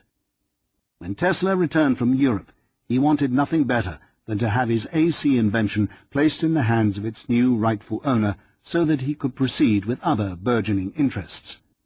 Naturally, he would continue to aid Westinghouse in any way that he could, by continually offering advice to Scott, Schmidt, or Lamb, or stopping by at Pittsburgh to provide hands-on expertise. Throughout the 1890s, whenever the opportunity presented itself, Tesla would also introduce eminent prospective clients to the Westinghouse concern. As was his custom and style, Tesla never considered a commission for this service, although he did obtain vital equipment for his laboratory, which at first was provided without cost. And, as with Keely, Bulwer-Lytton's electrical-like energy called frill power had also been attached to Tesla by this time as well, via a letter from a lady in 1890 who dreamed that if I, Tesla, would read The Coming Race of Bulwer, I would discover great things which would advance my work considerably. But Tesla would not pursue the mystical treatise for a decade, and therefore it appears that although the inventions discussed in the story bore great similarities to some of Tesla's later creations, the reader must not say afterward that the beautiful things which I shall invent were suggested by Bulwer. Nevertheless, the similarities remain, and one wonders whether or not Tesla actually read the book at the time or knew of its contents. 8. South Fifth Avenue, 1890 to 91. At one bound, Tesla placed himself abreast such men as Edison, Brush, Elihu Thomson, and Alexander Graham Bell. His performance touched on the marvelous. Joseph Wetzler in Harper's Weekly, July the 11th, 1891. Tesla returned from Paris during the summer of 1889 to his new laboratory near Bleecker Street. Down the road from one of Edison's showrooms, the lab took up the entire fourth floor of a 6-story building located at 33 to 35 South Fifth Avenue, which today is called West Broadway. At the same time, he toured the hotels, moving into the Astor House, a posh 5-story establishment situated by a trolley line in the heart of the city. Over the summer, Tesla's best friend, Anthony Seghetti, passed away. He wrote home to notify his family. "I feel alienated," he told Uncle Payo, "and it is difficult for me to adapt to the American lifestyle." Now part of the nouveau riche and also the star of the family, the inventor began sending money home to his mother and sisters, and also to some of the cousins. Addressing the letters mostly to his sisters' husbands, all of whom were priests, Tesla wrote Uncle Payo, "Somehow it is hard to correspond with the ladies." Although occasionally he did write his sisters, mostly he just sent checks, and each of them would repeatedly write back to try and get a more personal word from the only brother that we have. Throughout the 1890s, Tesla sent several thousand florins, at 150 florins a clip, which was an amount equivalent to 6 months' rent at a well-to-do home or 6 months' salary for a Serbian workman. Some of the funds were given as gifts, some to pay back his uncles for their aid in funding his education and sojourn to the New World, and other funds, which were partially obtained through European royalties, were used as investments. To Uncle Peter, who had advanced to become a metropolitan cardinal in Bosnia, Tesla revealed that he was receiving many letters from dignitaries and also such respect that it was difficult for him to describe. Uncle Paio occasionally shipped European bottles of wine to his finicky nephew, unhappy with the selection in the United States.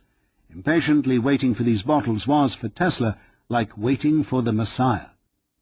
As Tesla's fame grew and reports of his successes made the headlines in their local papers, Tesla became a virtual demigod to the Serbian and Croatian people, and a noble, though distant benefactor to his family. "We think about you even in our dreams," one of his brothers-in-law wrote. Except for occasional dinners with such friends as T.C. Martin or necessary trips to Pittsburgh, the inventor spent virtually all of his waking existence at the lab. His partner, Alfred S. Brown, would stop by to help when needed, but mostly Tesla worked with either one or two assistants, or alone.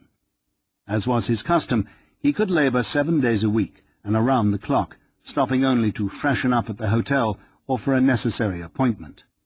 Monastic by choice and compelled by an all-consuming desire to be a major player in the burgeoning new age, the wizard preferred working through the night, when distractions could be minimized and concentration could be intensified.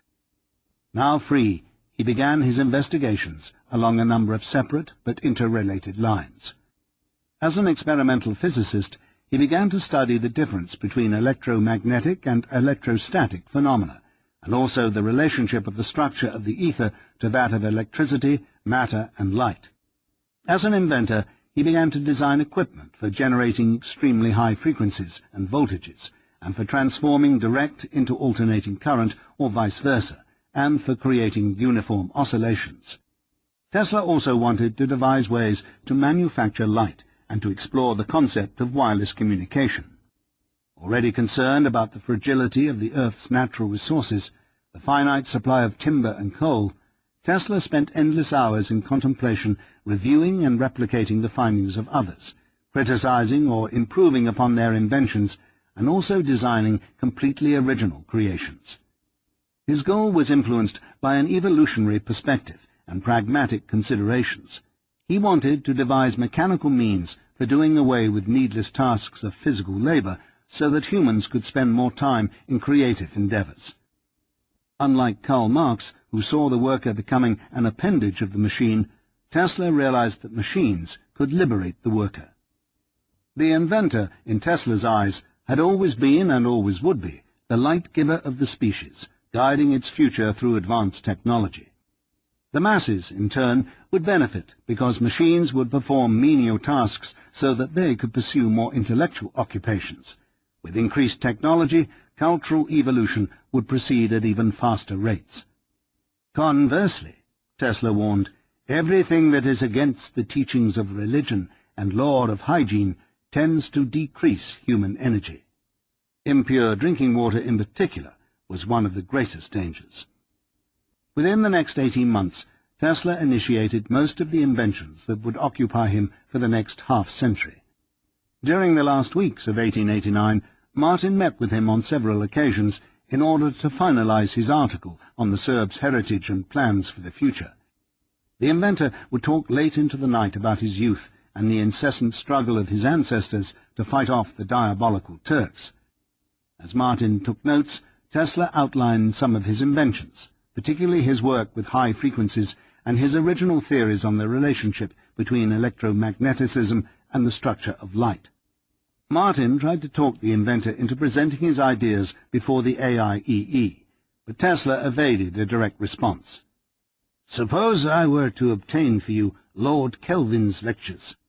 I know they're a bit wearisome and somewhat beyond solution, but I believe that you, Samson-like, can wrestle the honey from this lion's jaw." "Perhaps," was Tesla's reply. On January the 21st, 1890, Professor Anthony took over the presidency of the AIEE from Elihu Thomson, who followed T.C. Martin, and opened the year with his own lecture on new electrical theories. Happy to see the professor again, Tesla attended the seminar and was elected vice president. Participating in the discussion which followed, he was joined by Irish mathematician Arthur Kennelly of the Edison Company and Mikhail Pupin, a physics teacher and fellow Serb. Having just returned from Helmholtz's laboratory in Germany, Pupin was unaware of the extent of the animosity that existed between the Edison and Westinghouse camps. Pupin was from Idvor, a Serbian town north of Belgrade. His father had been a kinets, or village leader, much like Tesla's father, but unlike Milutin Tesla, Mr. Pupin was an illiterate peasant and not part of the clerical aristocracy. Many of Pupin's relatives, like Tesla's, were war heroes who had fought off the Turks to protect the empire, and like Tesla, Pupin had avoided military service. Mikhail Pupin emigrated to the United States in 1874. After working at odd jobs, he entered Columbia College in New York in 1878. Graduating in 1884 with a keen interest in electrical theory and with honours, Pupin received a fellowship to study abroad.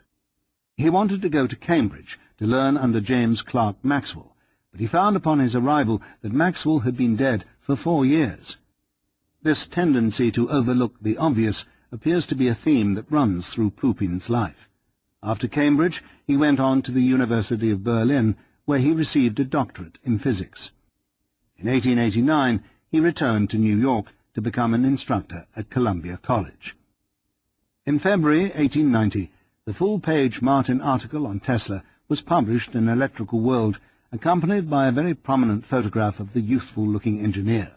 For Tesla, it was excellent publicity, the first major essay to appear portraying the up-and-coming inventor. A meeting of the AIEE devoted entirely to the new Tesla AC system was planned for the following month. In particular, the conference had been sparked by a number of important developments. Most notably, plans coming from Switzerland and Germany for a proposed long-distance AC power transmission experiment, the impending success of the Westinghouse Company in instituting a hydroelectric plant utilizing the Tesla AC system at a mining camp in Telluride, Colorado, and the announcement of an international Niagara Commission to look into the best ways to harness Niagara Falls. At the March AIEE meeting, Professor Louis Duncan was the main speaker. His lecture began with a mathematical dissection of the workings of the novel and admirable little machine invented by Mr. Tesla. A former officer from the U.S. Naval Academy, Duncan had recently transferred from the South Pacific to Johns Hopkins University, where he stayed on to teach. An important ally, he gave the Tesla invention academic credibility. "The great advantage of the motor," Duncan said, "lies in the fact that it has no commutator, and it permits the use of very high voltages. In the future, power will be transmitted electrically at voltages that will make machines with the commutator next to useless." After the lecture, there was a discussion, and Tesla participated.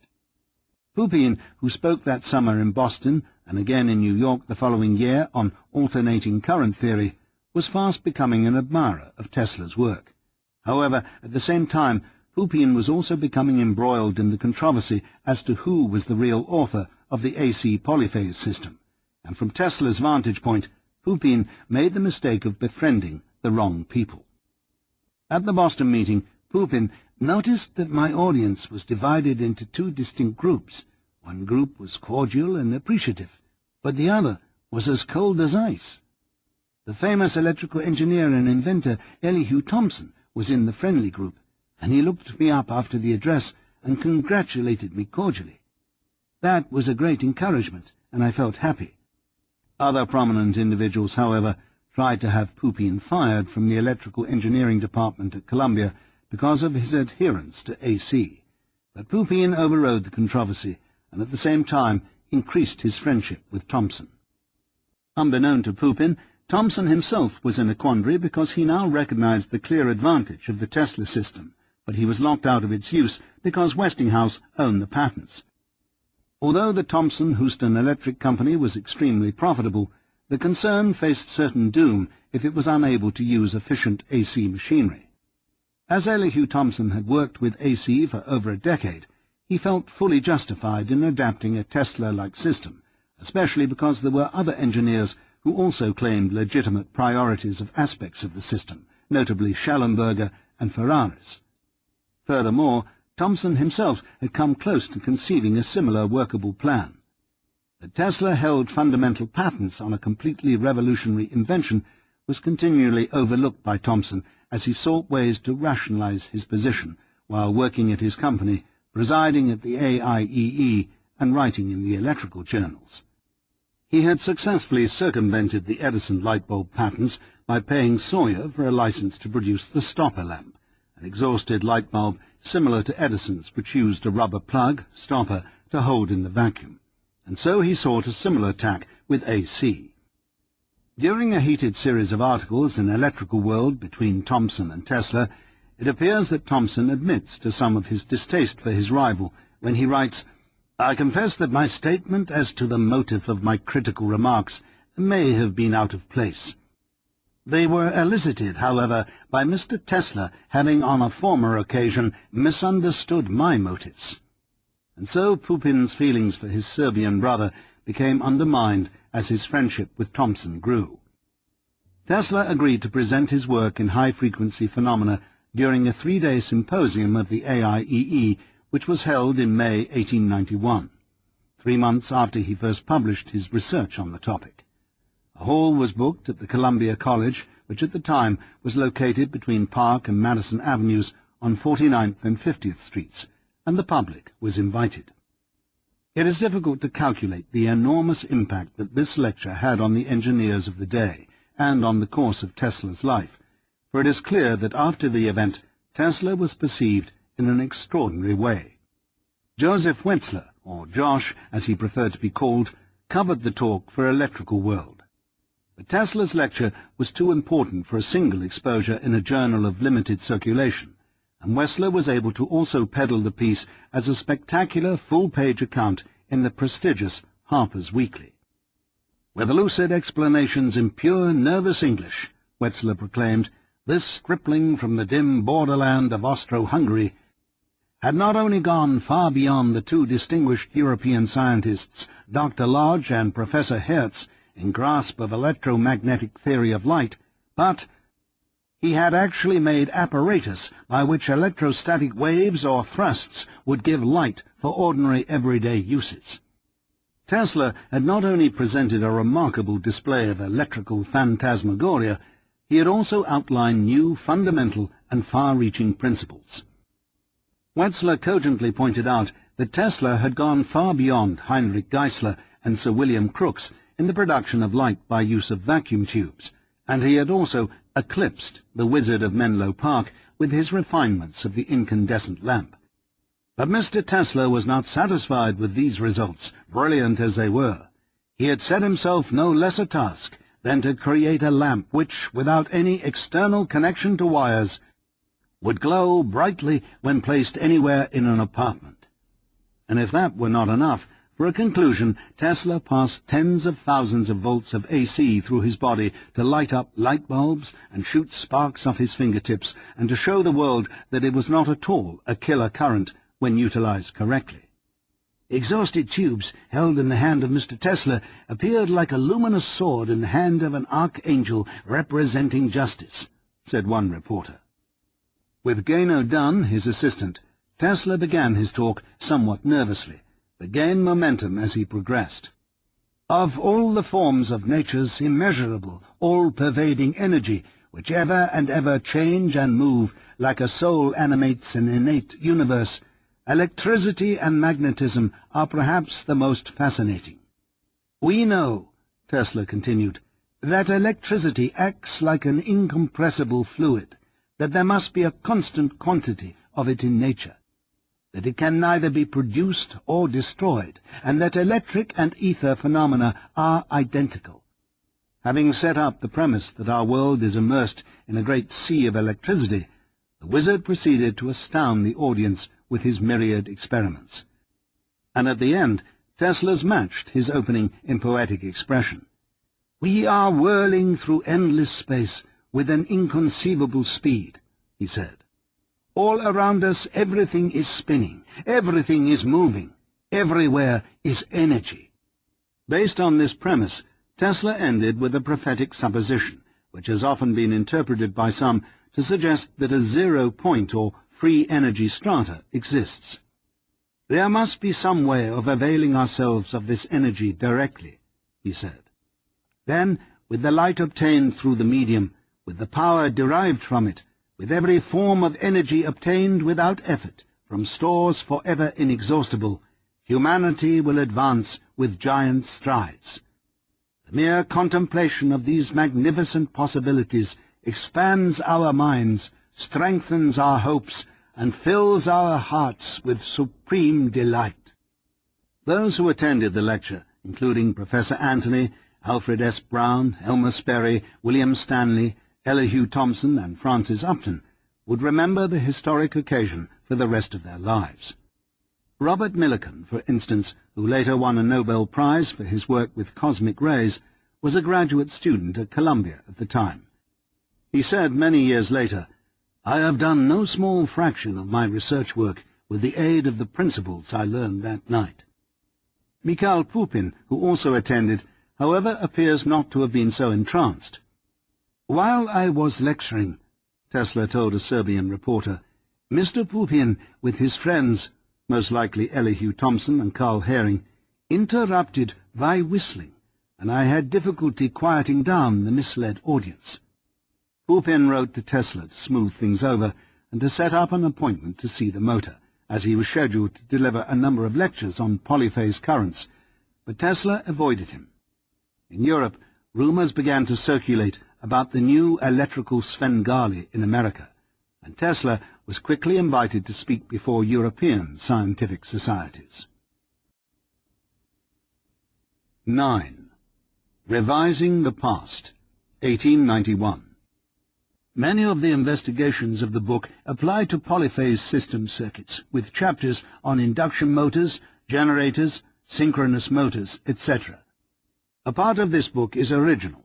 Other parts have been published before by other investigators.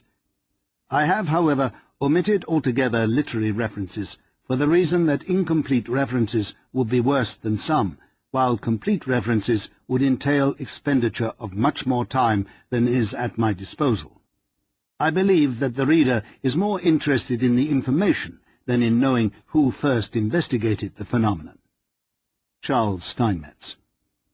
3 months after Tesla's Columbia College lecture in August 1891, 2 engineers, Charles Eugene Lancelot Brown of the Swiss firm of Maschinenfabrik Oerlikon and Mikhail von Dolliver-Dobrowolski, representing the German firm Allgemeine Elektrizitätsgesellschaft, AEG, galvanized the engineering community when they successfully transmitted 190 horsepower from a waterfall at a cement factory on the Neckar River in Laufen to the International Electrical Exposition, which was being held at Frankfurt, Germany, 112 miles away.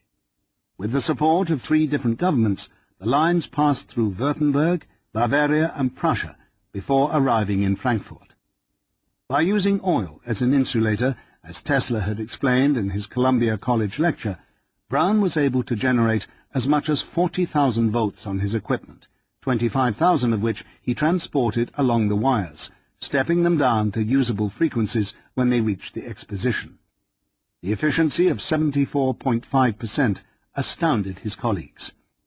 Dobrowolski, who suggested that the invention was his conceptualization, utilized a 3-phase AC with a working frequency of 40 cycles per second, instead of the single-phase current with a frequency of 133 cycles per second that the Westinghouse people kept insisting on. The power was so great at the Frankfurt site that a large advertising sign with 1,000 incandescent lamps was lit, and a motor pump powering an artificial waterfall was harnessed. On December the 16th, Mikhail Pupin delivered a talk before the AIEE on polyphase systems. Having given the same talk a week before at the New York Mathematical Society, Pupin was proud to advance abstract theories on this new field of polyphase systems. With his hair swept back, wearing wire-rimmed glasses, a brush moustache tapered at the ends, and a professorial 3-piece suit, Pupin was fast readjusting to his return to the States. Now he was beginning to carve a name for himself. Dutifully, he had written Tesla before the talk to discuss his motors, but the inventor had eluded him. In his opening remarks at the AIEE, with Arthur Kennelly, Elihu Thomson, Charles Bradley and Charles Steinmetz present, Pupin referred to the beautiful inventions of Nikola Tesla and the completeness of the success which Dobrovolsky and Braun obtained by the practical applications of these inventions. But he also described the German operation in such a way as to imply that aspects of it were independently conceived. It appears that Tesla did not attend the lecture. Instead, he wrote Pupin the day after, but it was not to offer congratulations or to extend an invitation to meet. Tesla suggested that Pupin obtain the original patent specifications. The German design was simply a copy of his work. But Pupin shot back. "I don't think that you ought to find fault with me for not having given your invention a fuller discussion. In the first place, it was a little bit too soon to discuss the practical details in a paper which treats of the most general fundamental principles of the polyphasal systems. Secondly, I know of your motors only by hearsay. I have not had the pleasure of being shown one by anybody. I looked you up twice at your hotel and wrote you once, but all my efforts were in vain." Pupin tried at the end of the letter to set up a personal interview, but Tesla was not one who could easily forgive such naivety, especially from a Serb who spoke the native tongue so poorly. To the hypersensitive Tesla, Pupin was a man who spread falsehoods, and his continual association with Thomson did not help. As Tesla was about to take a trip to Europe, a meeting of amelioration never took place. Concerning the dispute over whose invention it really was, it's important to realize that obfuscation of the truth continues to this day. The problem began with Mikhail von Dobrovolsky himself, who was reluctant to admit that he got the idea from Tesla, and it was perpetuated by his friend Carl Hering, who wrote a prodigious number of articles on the episode in the journals as the event unfolded throughout 1891. Hering had been a professor of engineering at the university in Darmstadt, Germany, in the early 1880s. His protege, Dobrovolsky, a native of St. Petersburg and the son of a Russian nobleman, replaced Hering when he retired from the university at the end of 1883. C.E.L. Braun, a Swiss native and son of a designer of steam engines, began successfully transmitting electrical power with AC dynamos he had constructed while working in Lucerne. Braun, who was a year younger than Dobrovolsky and 7 years younger than Tesla, had received most of his training in Winterthur and Basel, where he worked for the Burgen machine shops. In 1884 he began his employment at Oerlikon, and within 2 years became Director of Operations. On February the 9th, 1891, Braun delivered an address in Frankfurt on the subject of long-distance transmission of electrical power, and that is where he met Dobrovolsky. A partnership was formed between Oerlikon and AEG, and within 7 months their success between Laufen and Frankfurt was achieved. Now, with Dobrovolsky's claims and Hering's one-side reporting in the electrical journals, factions of the American engineering community that were locked out of the Tesla patents could extol the Laufen-Frankfurt venture while at the same time continuing to imply that Tesla's work was not intrinsic to its success. Ironically, the Westinghouse side wanted to downplay the event as well, not only because it proved Tesla right and them wrong, but also because it dwarfed their success at Telluride. Thus, when perusing the Westinghouse literature, one is hard-pressed to find any mention of Laufen-Frankfurt at all. Pupin in his lectures did not support Tesla's role, nor did Kennelly, Thomson or Bradley. Charles Proteus Steinmetz, however, was in another category. Like Pupin, he had just emigrated from Europe, and also like Pupin, he was academically oriented, with no particular economic stake in the invention at that time. Steinmetz, who had fled Germany in 1889 in order to escape imprisonment for being a revolutionary socialist, was a brilliant student of mathematics from the University of Breslau. A dwarf hunchback, with his head sunk into his shoulders and one leg shorter than the other, Steinmetz had to continually overcome his odd appearance and frail disposition by displaying an advanced intellect. Just 26 years old and still attempting to cultivate a moustache and beard, Steinmetz, who was gaining a reputation for his work on the law of hysteresis, which involved a mathematical explanation that explained the lagging of magnetic effects when electromagnetic forces are changed, recognized some flaws in Pupin's talk. As this would be one of his earliest attempts to express himself before his peers in the difficult English language, he carefully bolstered the addendum by bringing along calculations and drawings. Working in Yonkers, Steinmetz had developed a single-phase commutator motor a year before, in the summer of 1890. With brazenly long shoulder-length hair, the gnome was dressed in a slightly wrinkled three-piece suit adorned with an opulent watch chain and a pair of pince-nez that hung distinctively from a strap attached to his right collar. Standing to